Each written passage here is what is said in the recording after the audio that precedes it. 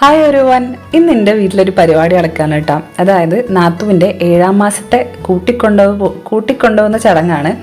അപ്പം ഓരോ തിരക്കും ബഹളത്തിലും ഒക്കെ പെട്ടിട്ട് എനിക്ക് പ്രോപ്പറായിട്ടുള്ള ഇൻട്രോ വീഡിയോ ഒന്നും എടുക്കാൻ പറ്റിയില്ല. കുഴപ്പമില്ല, സാരില്ല, ഒന്നും ഇപ്പോൾ അത്ര വലിയ വിഷയമൊന്നുമല്ലല്ലോ.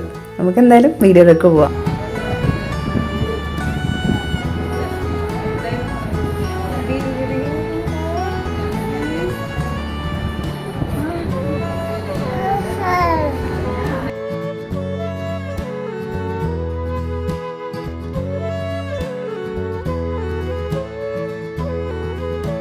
ഇതെൻ്റെ കസിൻ ചിക്കുവിൻ്റെ കുട്ടിയാണ് കേട്ടോ. ഇവള് സാധാരണ ഇവിടെ വരുമ്പോൾ ഇത്ര ആക്റ്റീവ് ആവാറില്ല. കുറച്ച് ഷൈനസൊക്കെ ഉള്ള കൂട്ടത്തിലാണ്. അപ്പം ആദ്യം വന്ന് കുറച്ച് നേരമൊക്കെ ഒന്ന് സെറ്റായി, പിന്നെ അങ്ങോട്ട് നോർമലായിട്ടുള്ള എല്ലാവരോടും കമ്പനി ആവുക, ആ ഒരു ടൈപ്പ് ക്യാരക്ടറാണ്. പക്ഷേ ഇവള് വന്ന് കുറച്ച് നേരം ഒരു സൈലൻ്റായിട്ട് നടന്നിച്ചെങ്കിലും പിന്നെ അങ്ങോട്ട് ഇതുവരെ ജാനീനെ ഇങ്ങനെ കണ്ടിട്ടില്ല. അത്രയും ആക്റ്റീവായിട്ട് നല്ല ഉഷാറായിട്ട് ഡാൻസൊക്കെ കളിച്ച് ഫുള്ള് വൈബന്റെയായിരുന്നു.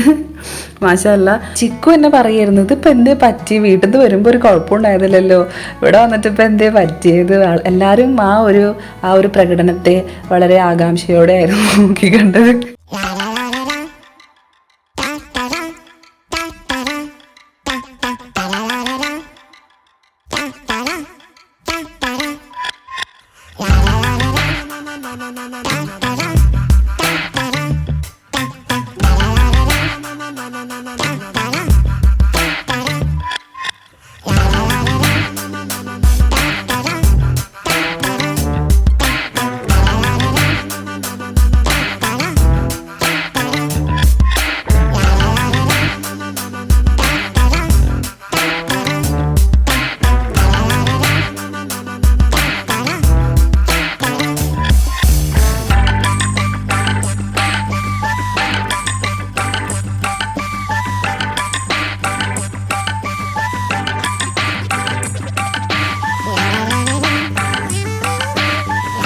ഇതൊക്കെ പരിപാടീൻ്റെ തലേന്നത്തെ വിഷ്വലാണ് കേട്ടോ.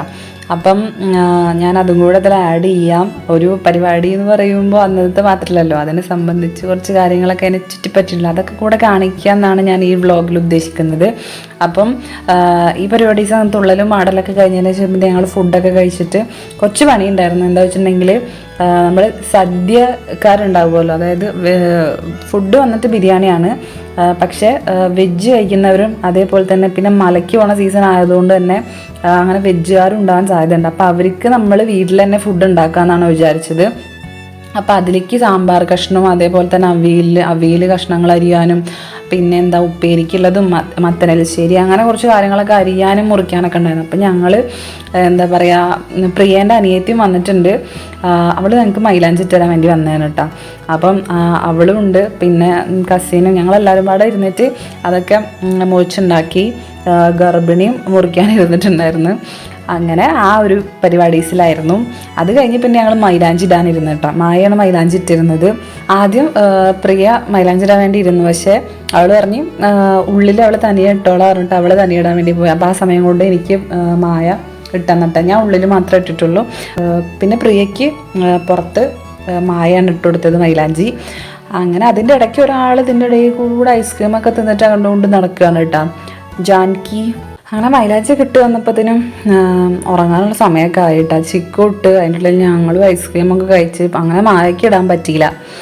അതൊരു വിഷമായി. അങ്ങനെ പിന്നെ ഞങ്ങൾ കിടന്ന് ഉറങ്ങണം എന്ന് വിചാരിച്ച് കിടന്ന്, പക്ഷേ കസിൻസ് കൂടെ ഉണ്ടെച്ച് നമുക്ക് അങ്ങനെ പെട്ടെന്ന് ഉറങ്ങാൻ പറ്റില്ല. അപ്പോൾ ഞാനും ചിക്കും കൂടെ വർത്താനൊക്കെ പറഞ്ഞ് 2 മണിയായിട്ട് ഉറങ്ങാൻ വേണ്ടിയിട്ട്. അങ്ങനെ പിറ്റേ ദിവസം രാവിലെ പരിപാടീൻ്റെ അന്ന് രാവിലെ ഇഷ്ടം പോലെ പണിയുണ്ടായിരുന്നു. വീട്ടിലൊരു പരിപാടി വന്നിട്ട് വെച്ചെങ്കിൽ ഞാൻ വീട്ടിലെ വേലക്കാരി ജാനുവാണ് ഗൈസ്. എൻ്റെ ഒരു അവസ്ഥ ഒരുപാട് പണിയുണ്ടായിരുന്നു കേട്ടോ. അപ്പം എന്താ പറയുക, അതൊക്കെ ചെയ്യലായിരുന്നു. ചുമ്മാ വീഡിയോ എടുത്തിട്ട് നടക്കാമെന്ന് മാത്രം വിചാരിക്കല്ലേ, ഞാൻ അത്യാവശ്യം പണിയെടുത്തിട്ടുണ്ട് കേട്ടോ. അപ്പം അതൊക്കെ ചെയ്ത് അപ്പത്തിന് ആൾക്കാരൊക്കെ വരാൻ തുടങ്ങിയപ്പോൾ പിന്നെ എനിക്ക് വീഡിയോ എടുക്കാൻ പറ്റാണ്ടായി കേട്ടോ. ആൾക്കാർ വന്നിട്ട് വെച്ചാൽ പിന്നെ വേഗത്തൊക്കെ തീർക്കണ്ടേ. അപ്പം കുറേ ഒന്നും എനിക്ക് വീഡിയോ എടുക്കാൻ പറ്റിയിട്ടില്ല. ഐ മീൻ കുക്കിംഗ് ചെയ്യുന്നതും അടുക്കളയിലെ കുറേ കാര്യങ്ങളൊന്നും എനിക്ക് എടുക്കാൻ പറ്റിയിട്ടില്ല കേട്ടോ. അതിൻ്റെ ഇടയ്ക്ക് പ്രിയേൻ്റെ ബ്ലൗസ് അടിച്ചത് ലൂസായിട്ട് അത് ഒന്ന് ടൈറ്റ് ചെയ്ത് കൊടുക്കാനുണ്ടായിരുന്നു.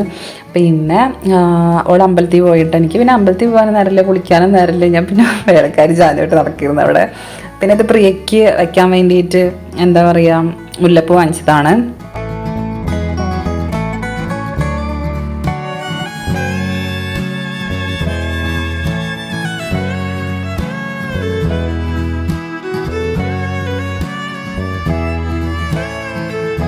പണിയാൾ ഒരു വിധമൊക്കെ ഒതുങ്ങിയപ്പോൾ ചായ കൂടിയും പരിപാടീസൊക്കെ നടന്നു. അതിന് ശേഷം പണി ഉണ്ടായിരുന്നു. പിന്നെ ആൾക്കാരൊക്കെ വന്നിട്ട് എനിക്ക് അതൊന്നും വീഡിയോ എടുക്കാനൊന്നും പറ്റിയില്ല. അതൊക്കെ ഒന്ന് ഒതുക്കിയതിന് ശേഷം പിന്നെ ഞാൻ കുളിക്കാനും ഡ്രസ്സ് അയൺ ചെയ്യലും ഒരുങ്ങലും പരിപാടീസൊക്കെ ആയിരുന്നു. അതൊക്കെ കഴിഞ്ഞതിന് ശേഷം എനിക്ക് അതൊന്നും വീഡിയോ എടുക്കാൻ പറ്റിയില്ല കേട്ടോ.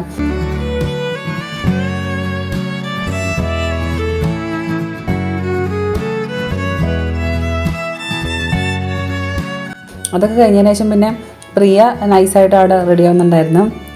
അനിയത്തി റെഡിയാക്കി കൊടുക്കുന്നുണ്ടായിരുന്നു അവൾക്ക്. പിന്നെ ഞാൻ എൻ്റെ ഭാഗ്യം കുറച്ച് ടച്ചപ്പ് ചെയ്ത് കൊടുത്തു. പിന്നെ എന്താ, ഈ ഒരു സാരി അല്ല ആക്ച്വലി അവൾ പോകുമ്പോൾ എടുക്കുന്നത്, അത് വേറെ സാരിയാണ് കേട്ടോ. അപ്പോൾ ഇപ്പം ജസ്റ്റ് അവർ വരുമ്പോൾ ഇത് ഉടുത്ത് നിൽക്കുക എന്നുള്ള കുറേ സമയമുണ്ട്. അപ്പോൾ അതുകൊണ്ട് പിന്നെ അവർ ഇറങ്ങാൻ നേരത്ത് ഉടുത്താൽ മതിയല്ലോ വിചാരിച്ചിട്ട് സാരി ഇപ്പോൾ ഉടുക്കുന്നില്ല. ഇപ്പോൾ ഒരു സെറ്റ് മുണ്ട് മാത്രം ഉടുക്കുകയാണ് ചെയ്യണം കേട്ടോ. അങ്ങനെ ഇത് മൊത്തം എൻ്റെ കസിൻസാണ് കേട്ടോ. ഒരാൾ മാത്രം കസിൻ്റെ വൈഫും ഒരാൾ എൻ്റെ നാത്തൂൻ്റെ അനിയത്തിയും, ബാക്കിയൊക്കെ കസിൻസാണ്.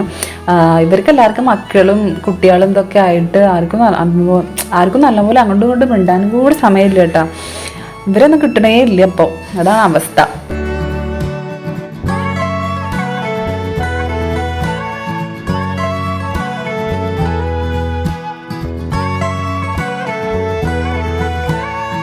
അങ്ങനെ ക്ഷണം കിട്ടിയവരൊക്കെ എത്തിച്ചേർന്നിട്ടുണ്ട് കേട്ടോ. അവർ വെള്ളമൊക്കെ കുടിച്ച് സെറ്റായിട്ട് കിസൊക്കെ പറഞ്ഞിങ്ങനെ ഇരിക്കുകയാണ്. പിന്നെ ഫുഡ് വന്നിട്ട് ചിക്കൻ ബിരിയാണി ആയിരുന്നു. ചിക്കൻ ലെഗോൺ ബിരിയാണി ആയിരുന്നിട്ട് നല്ല ടേസ്റ്റുള്ള ബിരിയാണി ആയിരുന്നു കേട്ടോ. ഞാൻ നന്നായിട്ട് കഴിച്ചിരിക്കുന്നത്. എൻ്റെ വീട്ടിലത്തെ പരിപാടി വിചാരിച്ചിട്ട് ഞാൻ കഴിക്കാണ്ടിട്ടൊന്നുമില്ല, നന്നായിട്ട് കഴിച്ചിരിക്കുന്നത്. നല്ല ടേസ്റ്റുള്ള ബിരിയാണി ആയിരുന്നു. അപ്പം നമ്മൾ സ്ഥിരം വാങ്ങിക്കുന്ന സ്ഥലത്ത് നിന്ന് തന്നെയാണ് ഫുഡ് ഓർഡർ ചെയ്തിരിക്കുമായിരുന്നു. അപ്പം അവർ ഉണ്ടാക്കിയിട്ട് കൊണ്ടുവന്നിരിക്കുമായിരുന്നു കേട്ടോ. പിന്നെ ഐസ്ക്രീം ഉണ്ടായിരുന്നു. പിന്നെ മധുരം കൊടുക്കണമെന്ന് അമ്മ പറഞ്ഞപ്പോൾ അങ്ങനെ പായസം ഞങ്ങൾ വീട്ടിൽ തന്നെ ഉണ്ടാക്കിയതാണ് കേട്ടോ. അതൊക്കെയായിരുന്നു. ഫുഡ് നന്നായിട്ട് കഴിച്ചു. ഞാനും പ്രിയയും കൂടി ഒരുമിച്ചിരുന്ന്, കാരണം അവൾക്ക് ഇത് കഴിഞ്ഞിട്ട് റെഡി ആവണമല്ലോ. അപ്പോൾ ഞങ്ങൾ ഒരുമിച്ചിരുന്ന് അതിന് ശേഷം പിന്നെ നമ്മുടെ അമ്മമാർ, അമ്മായിമാർ, വല്യമ്മമാർ, അങ്ങനത്തെ കുറച്ച് നമ്മുടെ ആൾക്കാർ, കുടുംബത്തിലെ ആൾക്കാർ അവർ ഒരുമിച്ചിരുന്ന് കേട്ടോ. പിന്നെ ചിക്കുവിൻ്റെ കുട്ടിക്കൊക്കെ ഫുഡൊക്കെ കൊടുത്തിട്ട് പിന്നെ അവരെ കൂടെ ഇരിക്കാൻ പറ്റുള്ളൂ. അങ്ങനെയൊക്കെയായിരുന്നു കാര്യങ്ങൾ. പിന്നെ ഫുഡൊക്കെ കഴിച്ച് കഴിഞ്ഞതിന് ശേഷം പ്രിയനെ ഒരുക്കാൻ വേണ്ടി പോയി. പിന്നെ ആ പരിപാടീസിലായിരുന്നു ഒരുക്കലും ബാഗ് പാക്ക് ചെയ്യലും കാര്യങ്ങളൊക്കെ കഴിഞ്ഞിട്ട് പിന്നെ അടുത്ത ചടങ്ങ് പറയുന്നത് അനുഗ്രഹങ്ങളൊക്കെ വാങ്ങിക്കുക എല്ലാവരുടെ അടുത്തു നിന്നും. മറ്റേ വെറ്റിലയും പൈസയൊക്കെ വെച്ചിട്ട് അങ്ങനെ അനുഗ്രഹം വാങ്ങിക്കില്ലേ, ആ പരിപാടിയായിരുന്നു. പ്രിയൻ്റെ സാരി ഇഷ്ടപ്പെട്ടു ഗൈസ്. ഈ സാരി നമ്മൾ ബ്യൂട്ടി സിൽക്സിൽ നിന്ന് എടുത്താണ് കേട്ടോ. അപ്പം അവിടുന്ന് കാണുമ്പോൾ നല്ല രസമുണ്ടായിരുന്നു. ഒരു പ്രത്യേക ഭംഗിയുണ്ട് കേട്ടോ ഈ സാരിക്ക്. പക്ഷേ ഇത് എടുക്കാൻ എനിക്ക് കുറച്ച് ടെൻഷൻ ഉണ്ടായിരുന്നു. കാരണം ഇത് അവിടുന്ന് കാണുമ്പോഴുള്ള ഒരു ബ്രൈറ്റ്നെസ് പുറത്തിറങ്ങുമ്പോൾ ഉണ്ടാവുമോ എന്നുള്ളൊരു പേടി ഉണ്ടായിരുന്നു. പക്ഷേ സംഭവം പുറത്ത് വന്ന് കൊടുത്തപ്പോഴും നൈസായിട്ടാണ് മേക്കപ്പൊക്കെ ചെയ്ത്. അങ്ങനെ പറയാൻ മാത്രം മേക്കപ്പൊന്നും ചെയ്തില്ല കേട്ടോ. നോർമലി പൗഡർ അതൊക്കെ തന്നെ ചെയ്തിട്ടുള്ളൂ. പിന്നെ ഇവിടെ ലിപ്സ്റ്റിക്കൊന്നും ഇടൂല. അപ്പോൾ അതൊക്കെ ഒന്ന് ഇട്ടുകൊടുത്ത് അങ്ങനെ സംഭവം ഒന്ന് ഒരുക്കി വന്നപ്പോൾ നൈസായി. നല്ല ഭംഗിയുണ്ടായിരുന്നു കാണാൻ വേണ്ടിയിട്ട് അവളെന്നെ. അങ്ങനെ എനിക്ക് നല്ല ഇഷ്ടപ്പെട്ടു കേട്ടോ. നല്ല രസമുണ്ടായിരുന്നു കാണാൻ വേണ്ടിയിട്ട്.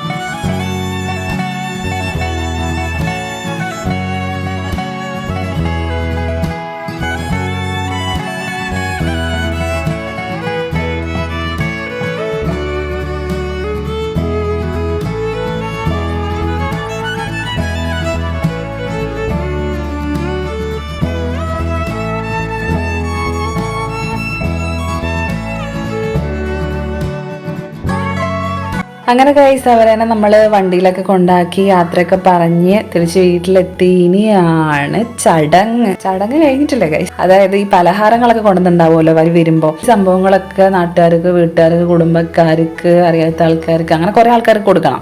അപ്പം എന്താ പറയാ, അതൊരു മെനക്കെട്ട പരിപാടിയാണ്. എനിക്ക് തീരെ താല്പര്യമില്ലാത്തൊരു പരിപാടിയാണ്. കാരണം ഇത് എന്താ പറയാ, വീതം വെക്കാൻ, അതേപോലെ ഇത് കൊണ്ടടക്കാൻ ഒക്കെ എന്നെ സംബന്ധിച്ച് എനിക്ക് വലിയ ബുദ്ധിമുട്ടാണ് കേട്ടോ. അത് വീട്ടിലെ ചെറിയ മക്കൾക്കാണ് ആ കൊണ്ടെടുക്കലിന്റെ പണികളൊക്കെ ഉണ്ടാവുക. അതേപോലെ ഇത് മുറിക്കാൻ ഇതാക്കാനൊക്കെ സഹായിക്കണം. അപ്പൊ 7 കൂട്ടം പലഹാരങ്ങളൊക്കെയാണ് ഉണ്ടായിരുന്നത്. അപ്പം ഞാൻ എൻ്റെ അമ്മേനോട് എന്നിട്ട് ഇത് പറഞ്ഞ അടി ഉണ്ടായിട്ടോ.